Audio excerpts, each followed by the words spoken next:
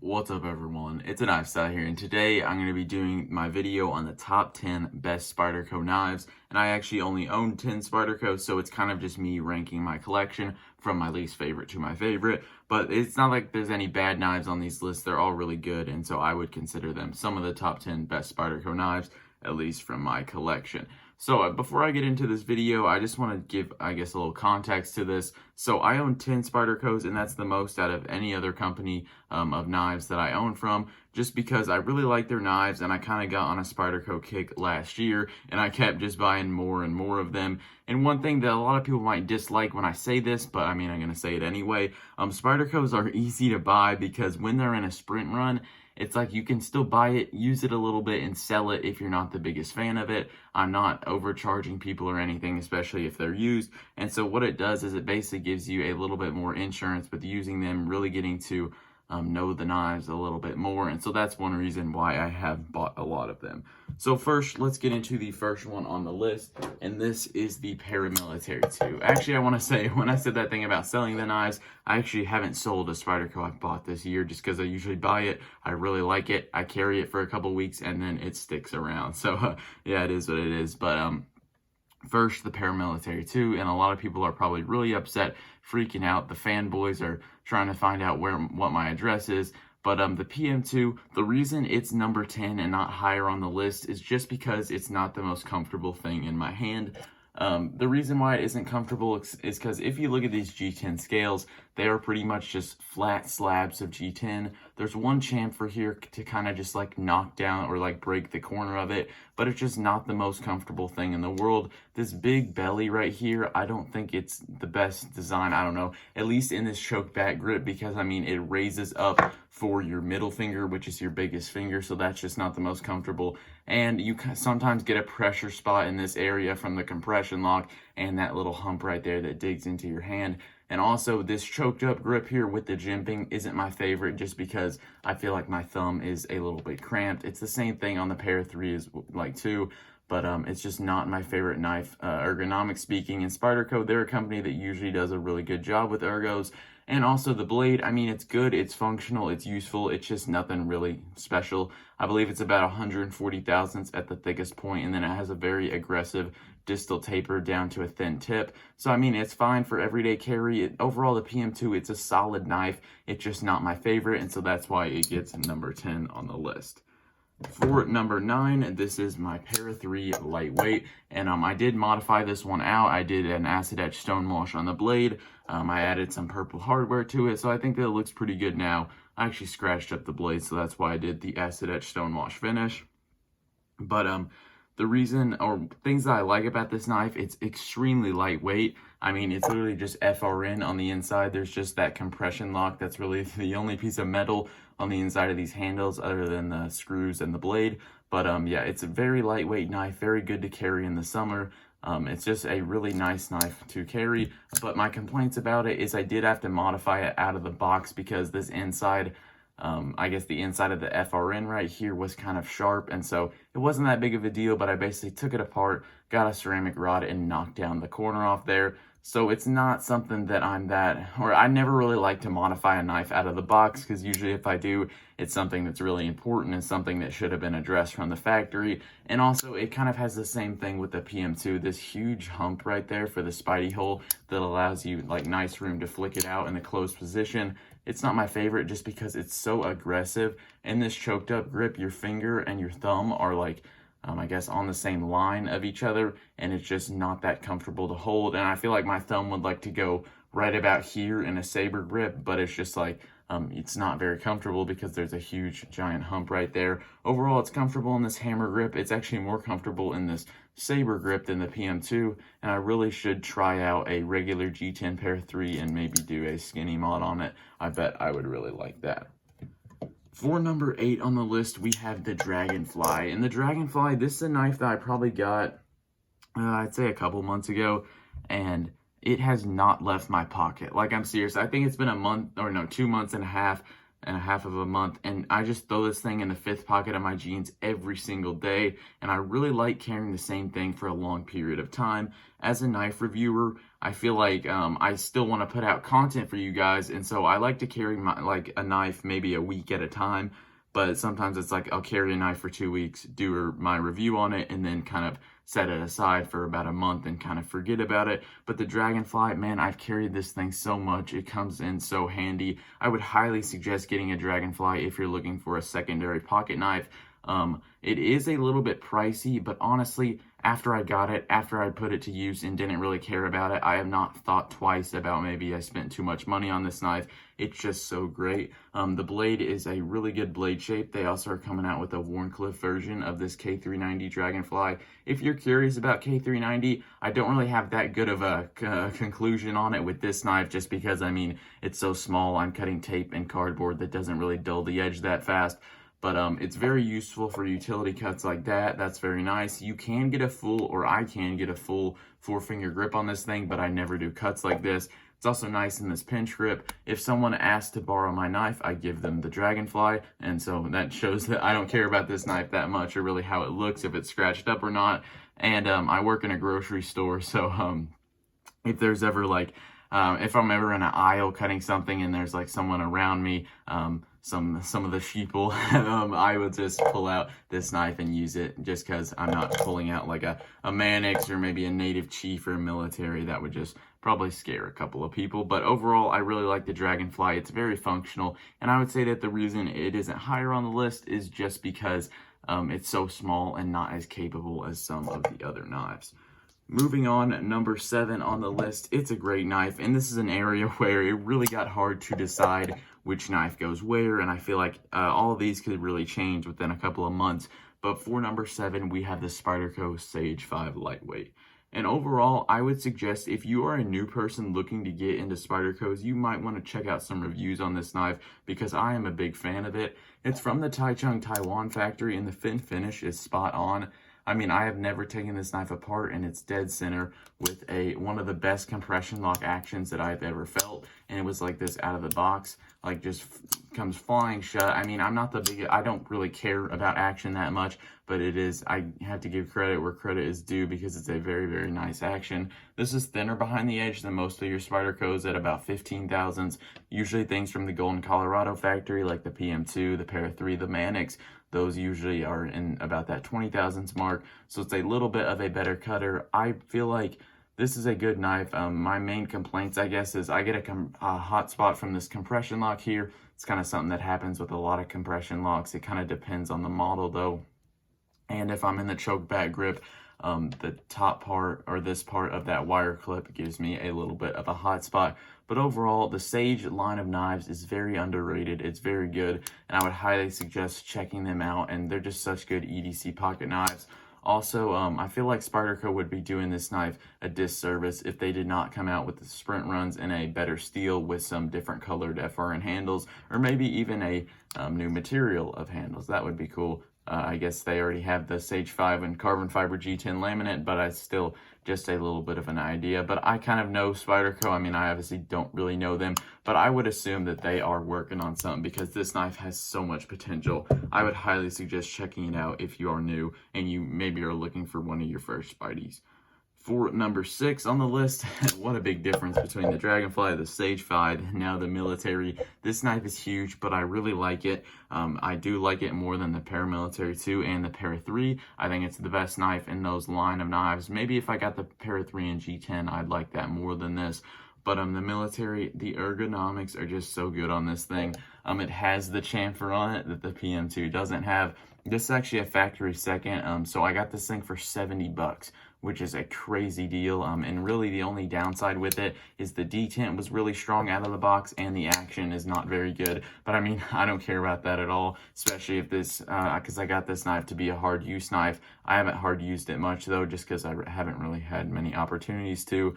But yeah, the ergonomics are so surprising, because I mean, it's like you got this huge pocket clip, a bunch of people freak out that it's tipped down, but I stick my whole hand on that thing and I honestly don't feel it at all. It's just a very, very comfortable knife, and I'm a big fan of it. There's that factory seconds mark on there if you're curious. And also this liner lock is one of the best liner locks I've ever seen, except like probably honestly I'd say it's one of the probably the best liner lock I've ever felt. I feel like if I got a SOCOM Elite, that would be really good too. But I mean, it's got a radius lock tang. I don't really have the time, or I don't really want to make the time to go into the science behind it. But yeah, it's a really nice liner lock. And a bunch of people, it kind of makes me cringe when people say this, but they're like, man, I would love the military if it was tip up carry with a compression lock. And I mean, it would be a fine knife, but tip down doesn't bother me at all, just because this knife, it's lightweight, and when you pull it out of your pocket, your hand's right there ready to go and open it, and you don't have to fumble around the knife if you pulled it out like this. And also the liner lock is just so well done. I'm a really big fan of it. And also one thing I want to address is how good Spyderco is at making their knives light. I mean, imagine, I think this knife is 9 inches overall. I know the blade is around 4 inches. When it comes to overall length, I kind of forget, but the overall, or the blade length, is about 4 inches. Imagine if a company like ZT, or basically just a company that makes titanium frame locks, imagine if they came out with a knife of this size. I mean, that's probably getting close to 6 ounces in weight, which is just heavy for a lot of people. But this thing is like 4 ounces, so it does not carry like how big of a knife it is. And there are a lot of people in the comment section of videos I've done on the military who basically, they're like, yeah, I've carried mine for 15 years. I love the knife. So it's definitely a knife that has stood the test of time. It's a great knife. I'd highly suggest it if you like big knives and you're looking for a real workhorse. So yeah. Sorry, it took a little bit longer on that. That's my main issue with these top 10 videos. I usually, when I do a review on a knife, I'll talk for it for like 20 minutes straight, and it's hard to just talk about a knife for a couple of minutes. But number 5 on the list goes to my newest addition to the collection, the Native Chief. This is the sprint run with the S90V blade and the real carbon fiber handle scales. And like I was just saying, with the military, this thing is super light. Let me get my flashlight out just to show you that, yeah, this is just carbon fiber on the inside of here. I really don't think that helped very much. My flashlight skills are not the best, especially when I'm trying to hit light on it while looking through the camera. But yeah, this is a very, very light knife. And honestly, it's so thin, or I mean, it's a lot narrower in the pocket than a lot of other Spydercos, just because a lot of times Spydercos have this big thumb hole that sticks out like this, so the Para 3 takes up more room in the pocket than the Native Chief does, or like width wise. And so if you wear jeans, or maybe I guess just work pants, I usually just wear jeans, this knife fits perfectly and I have no problems with it. And it really carries like a much smaller knife. It carries like a knife that has a 3.5 inch blade, when this one has a 4 inch blade. I'm very impressed by the fit and finish of this knife. Like, look at this backlock. There's no gaps in the liners here. It's just very well done by Spyderco. I was impressed by that. And also it is centered, and especially for that long of a blade. I mean, the grind is a little bit off, but it is kind of hard to get a blade this long centered in the knife, which I think is good. The backlog action on this thing is nice. S90V has been great. This blade shape is super long, super pointy blade. I would like the tip to maybe be a little bit thicker, just to like give myself a better sense of security when using this knife. But I mean, I haven't broken it yet, and I've carried it for about 2 weeks, so I'm really been enjoying this knife, and I do like it. Keep in mind, this is my most expensive Spyderco. It's about 250 bucks, which I think is pretty pricey, but I mean, it's got high quality materials, which I understand, but I would like to see that price a little bit lower, especially because I feel like the Native Chief is a great knife, but people will probably be drawn away from a price point that high. Coming in at number 4, we have the Native 5 Lightweight. And quick story behind this knife, I actually had this, I got the St. Nick's exclusive one. This is the one that it is, with the coated 4V blade and the red FRN handle scales. I actually bought that from the drop off St. Nick's website. I carried it a lot. I really liked using it. It was, I could already tell, or at the time, it was my favorite Spyderco. And then it just kind of, or no, wait, what am I saying? I lost it. Yeah, I lost it at work. I was really, really bummed about it. And actually at Christmas, my family got me a new one off of eBay, or off the secondary. So yeah, I'm really happy that I have it now. I don't carry this one as much, just because it's kind of sentimental to me. And there's something in the back of my mind that's like, I bet you'll lose it if you carry it again. I don't want to do that. So I did carry my original one a lot and used it a lot, and I really like the Native. It's such a good EDC package. Like, it's just, I would highly suggest if you're new to the Spyderco world, maybe you're watching this video looking at which ones you should get. These two knives right here, Native 5 lightweight, Sage 5 lightweight, I'd check them out. Whichever one you think is more your style, I'd go with that. But I mean, the ergonomics on this are so good. It's just really simple. I mean, it's got not really a flat back, but there's no big hump with the Spidey hole, so you can put your thumb here, here, here. It doesn't really matter. It feels really good in my hand, and just such a good EDC package. Oh, another thing that Spyderco does a very good job with is making small knives feel like big knives. Because even though this blade length, people might look at the blade length and be like, that's not very much. I like big knives, and I still carry knives like the Native and the Sage and the Para 3 and the Dragonfly because I can get a full-size, very comfortable grip on this thing. I still could fit an extra pinky on the end of that, maybe if I had 6 fingers. But yeah, it's very comfortable in my hand. I'm a big fan of the Native, and blade length isn't something that is really that big of a deal to me. I've never cut something and been like, oh man, if only I had 0.25 or a quarter of an inch more of blade length, I could have done that cut. And so I really like the ergonomics on the Native. It's just a great knife, and I would highly suggest it.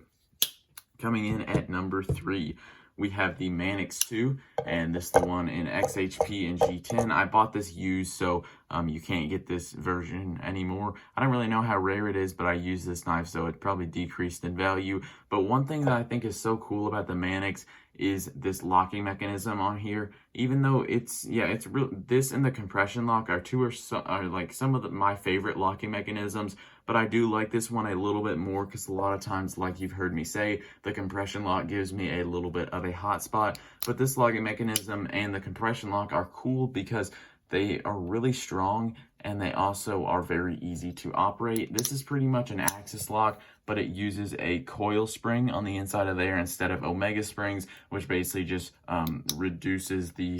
a coil spring is a lot harder to break than those flimsy omega springs. So I really like that about the Manix. It's a very comfortable knife in my hand. The ergonomic lines are kind of defined and specific. So that is one issue that I have with suggesting this knife, just because, someone might get it and be like, wow, that's uncomfortable. But for me, it fits my hand perfectly. I really like this knife. It's such a good user, a good beater if you want one. And yeah, I like the blade shape on this too. Spyderco, they do really simple blade shapes that are good for slicing tasks, but also the tip is usually low enough for your simple EDC utility tasks. So I really like the Manix, one of my favorite knives, and it's just a really good line. Really good line of knives, and also completely ambidextrous for you lefties. Spyderco, pretty much on all their knives, their clips are reversible.